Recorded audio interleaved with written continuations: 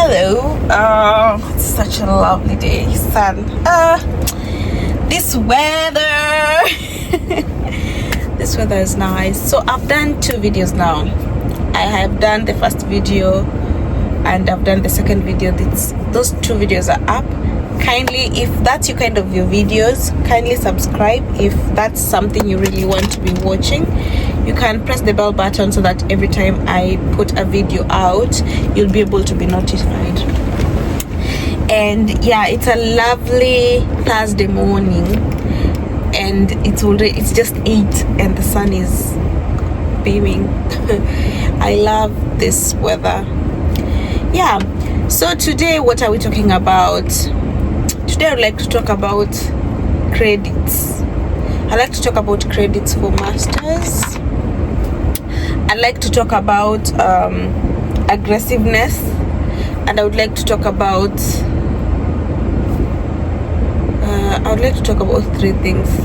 There's so many things to talk about when it comes to the program, but I will just speak on issues that slowly as I go into details. So, and I would like to talk about a little bit about reading, how I mastered the reading.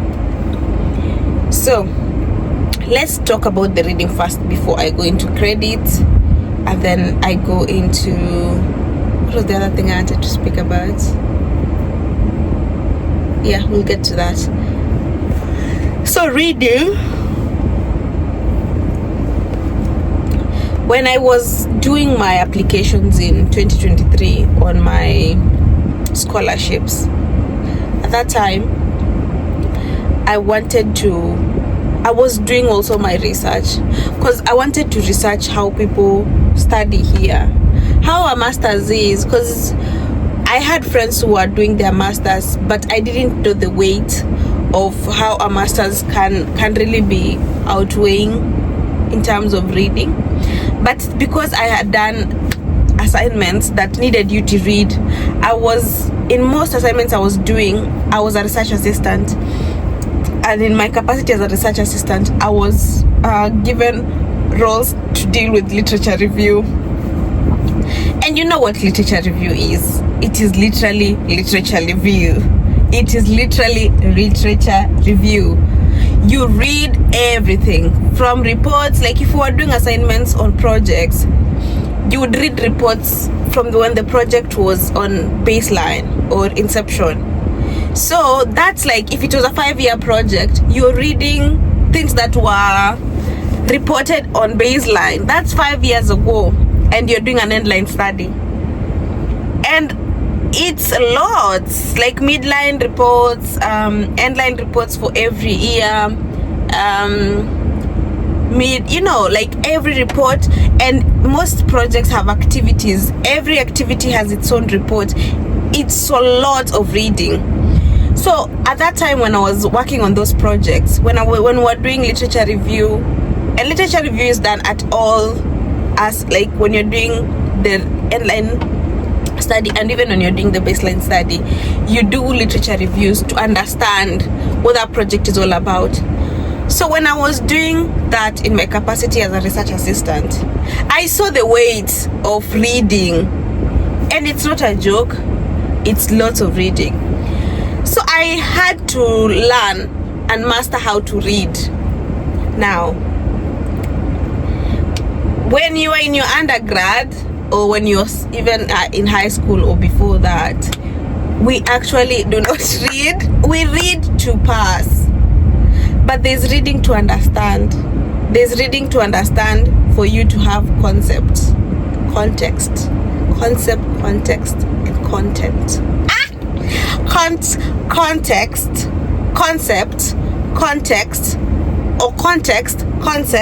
No, it has to be concept, then context, and then content.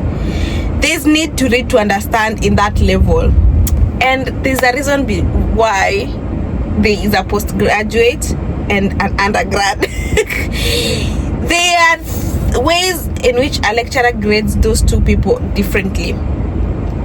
And even when you decide to go, because I was doing my masters with people when they are very young students, young people who are like 20, 22, 21, people who are very young, and they think so broadly.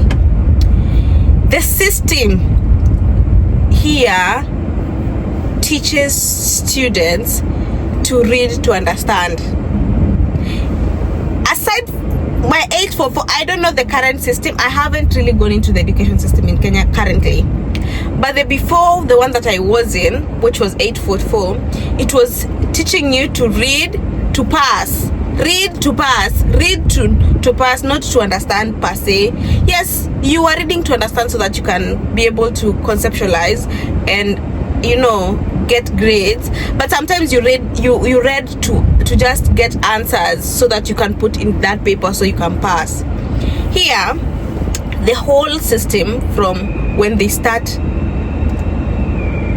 there is that thing again from this car, that voice, I don't know. So here, when the students are being taught from quite an early age, is they are taught to understand, to read to understand.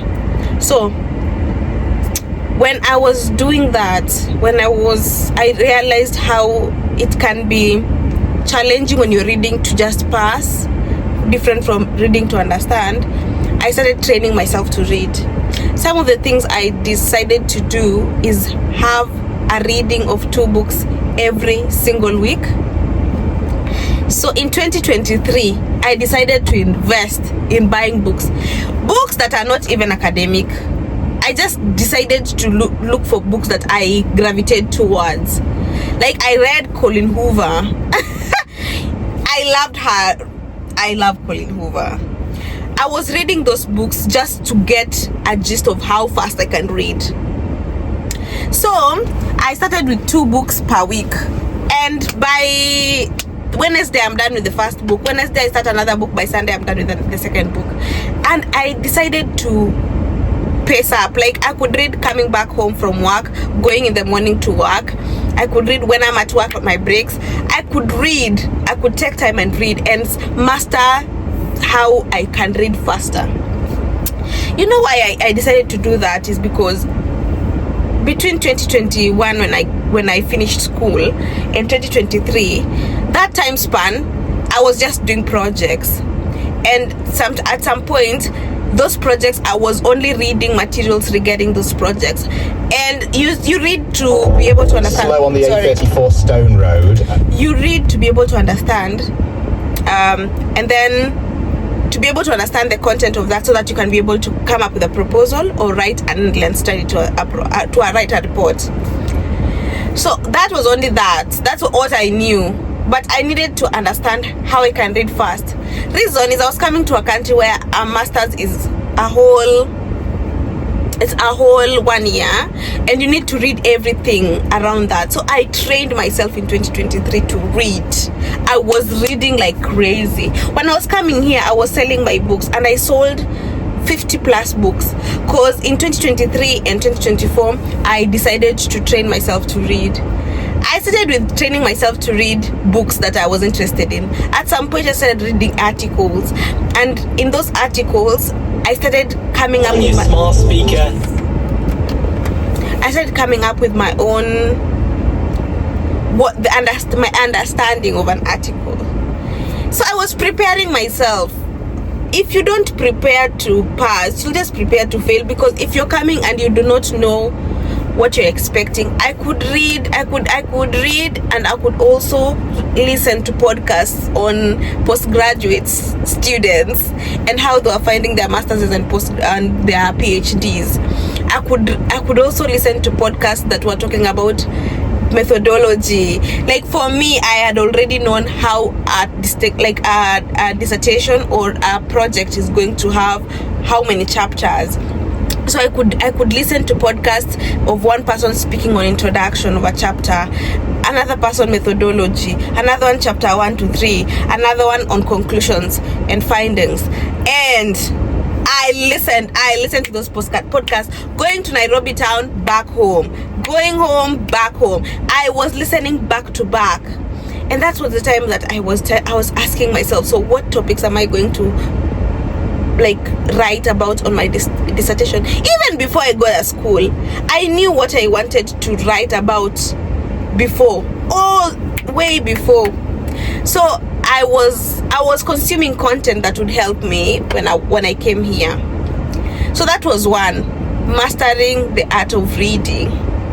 People don't tell you these things, but it's important to master the art of reading. And when I was doing my I will talk about that in a separate video, but I read 200 materials. That in those 200 materials, I was able to decipher slowly until I got my 14 materials that I used well across board, from chapter 1, from introduction to all. But I read to 200 materials to understand which ones I should take, which ones I shouldn't. And when I say I could tell you what chapters and what pages I used to build my dissertation. So for me to be able to read 200 materials in a couple of months, I had to begin somewhere and know how I can read at a good span of time. Yeah, and sometimes I find it so happy that someone is doing a 2-year program, because you can schedule yourself on reading and how you can get materials and how those materials can help you and all that, because it's a very long period of time. But I knew I didn't have time, so that's why I had to craft and master the art of reading. And I've taught someone in my life that art of reading, and I really appreciate it because there are good results coming out of that. Yeah, and I think that's something people should talk about much, the art of reading. And that if you grasp that art of reading at an early stage, you're good to go in anywhere. You're good to go, and you can read materials faster and consume content faster and interpret and use that to favor your points. Yeah, it's already 12 minutes. What do I normally speak about? Anyway, that was one part of what I wanted to speak about in this, the art of reading. Second is also credits. So in all my units, you needed to have 108 credits, and the big chunk of it was the dissertation took 60% of that. Now you see, there's nothing close to passing your dissertation that can make you either a distinction graduate or a merit or a pass, because the 60%, meaning all the other works that you're doing in seminars, lectures and everything, is just 40% of the whole thing. And every, like for example, I had 4 units or 3 units, 4 units most semesters. Each unit had 15 credits. Now 15 credits per unit, and sometimes you had 2 exams in one, 2 essays or 2 oral and an essay in one unit, and those would account to just 15 credits. So where should you put your whole work is in your dissertation, because it carries 60% of the credits. And the most important thing to note is know the system. Know the system of a school, know the curriculum of a school, know how they do their things, know the system. If you craft the system, you've crafted everything. When you get into a uni or you're researching about a uni, know how they grade. Know how they grade, because even in master's level, they tell you how they grade you. Even before you do an essay or decide on a question, go and read, because here they give you how the lecturer will grade you depending on what's the grading system. Read the grading system, read it, master it, so that when you're writing, you know, when I write this part, I will get this marks for this part. Where you need to put more effort in, where you need to put less effort in.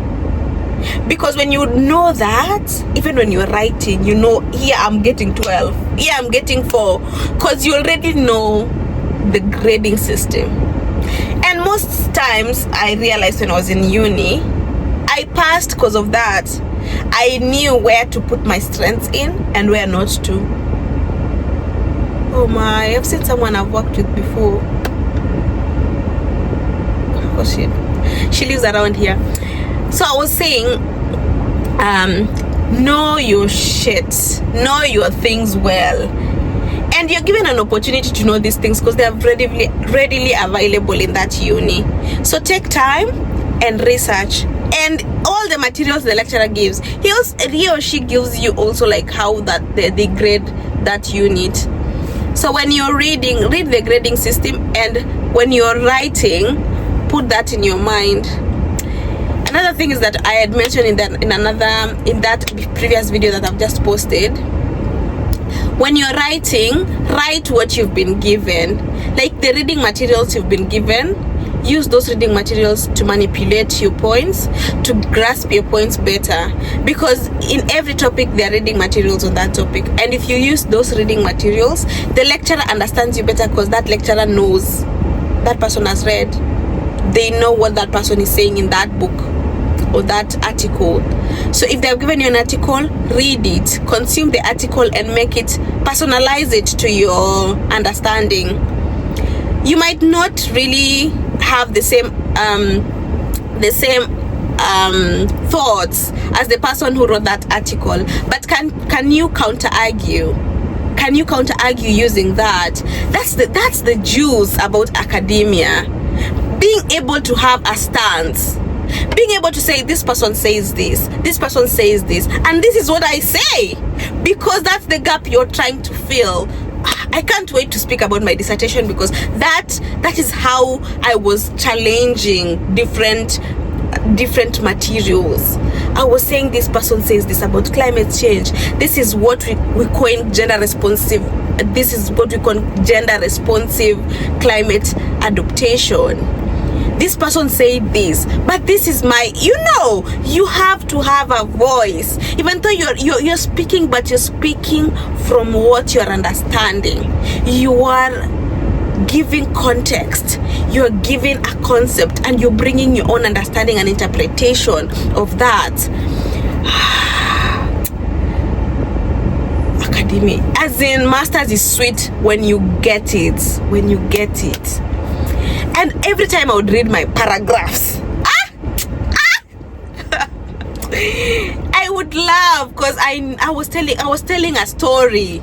I was telling a story, and every time I was given a chance to write an essay, I was telling myself, let this person who's going to read it be like, wow. Because that's how I get when I read articles from people, or people's writings, or people's works. When I read them and they are getting me, I'm just like, wow, how was the thought process? How did this person interpret this information? And that's how life should be in terms of writing. It should be something that can spark you, like can spark a reader. Let that reading. And I was talking to my mentor the other day. We were doing a proposal, and I was writing that proposal. Most parts of that proposal, I was the one who was reviewing and revising and writing. And she was telling me, there's the art of reading and there's the art of writing. When you write, there's a paragraph should combine to the next paragraph, that I am understanding these concepts, I am grasping this, and you're continuing giving, you're writing a story. And that's how it should be. That's how it should be. And that can only be gotten if you work on your reading fast, and then when you can only write when you can be able to understand what you're reading. There's no two way about that. That's just it. If you're reading to understand, you can write. You can write better. Yeah.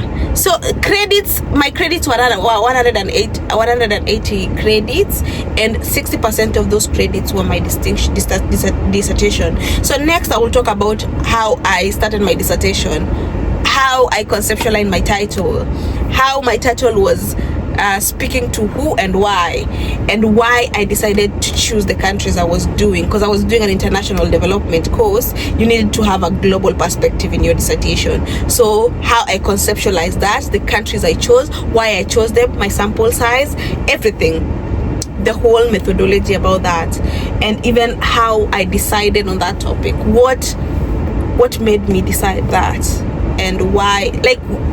You should be doing something with a purpose. don't just do things for mere doing it, because my dissertation topic has taken me far. I want to say that. So if at all you're doing something, just don't do it because you're doing it because it's a master's. No, do it because of a purpose. And I have a very good example of someone who is doing something that is really, really dear to them, and that person is doing it because he's trying to, you know, control a conversation, and also be able to talk about like issues that are happening and close a gap that is existing. So yeah, that's really important for you to talk about something that is close to you, because writing can get boring, but if you're writing something that sparks a conversation, something that is interesting to you, that is you're passionate about, you don't get tired, because you'll continue writing and writing about it. Yeah, and that's why I gave that as to someone like who is so dear to me. I told that person, if you're writing, write something that you won't get bored writing. If you're doing a dissertation, that's a month's worth of work. You get tired of reading, but if you're reading to understand and to get knowledge about something you want to get knowledge on, you will continue reading, and you'll continue writing, and you'll write good piece of materials for people to write, to read, and he scored well.